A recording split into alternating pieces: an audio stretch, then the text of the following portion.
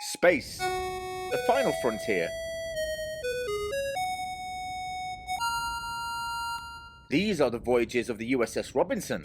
Our mission is to explore the continuum, seek out strange new people, but not as strange as us of course, to answer age-old questions and to boldly ask new ones.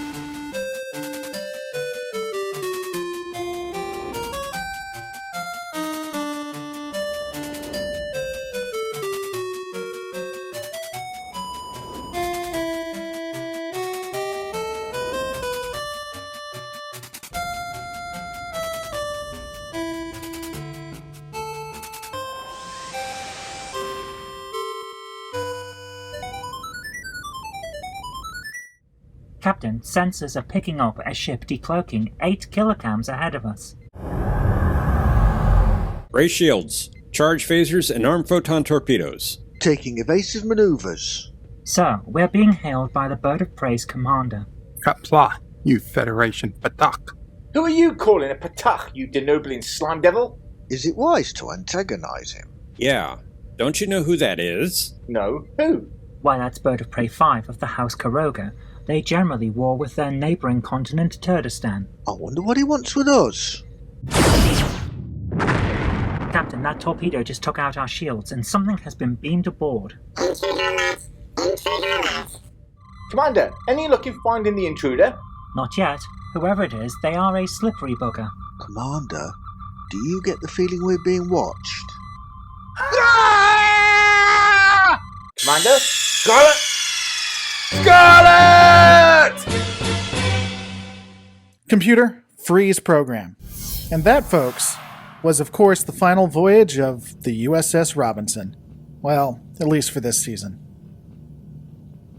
What's up, lore masters? Today I intend to break down the adventures of the USS Robinson and its crew.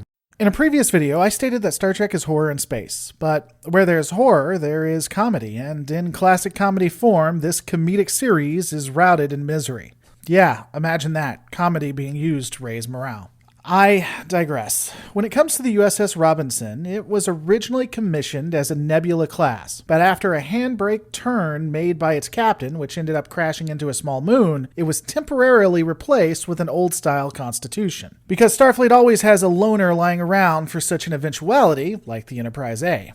The highest-ranking officer of the USS Robinson is Admiral Brainy. The only admiral that is not in command of any ship in the fleet was sent to supervise Captain Conti after the aforementioned handbrake turn. Of course, insulted by this, the captain has spared no opportunity to drive the admiral off the ship, even if it meant driving him insane. In fact, on one occasion, the admiral had slipped into a coma after the captain hammered the notion that Star Trek III: The Search for Spock was simply Spock's brain rewritten and stretched out into movies for hours and hours on end.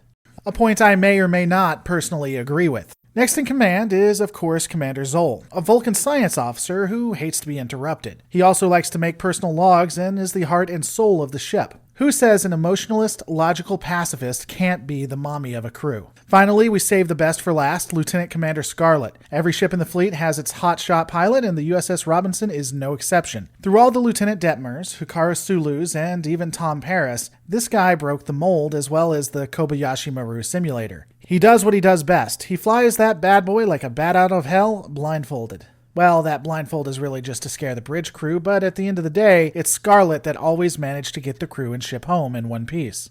Well, that's all for this breakdown, folks. Don't forget to like, comment, and subscribe. And until next time, on A Question of Trek.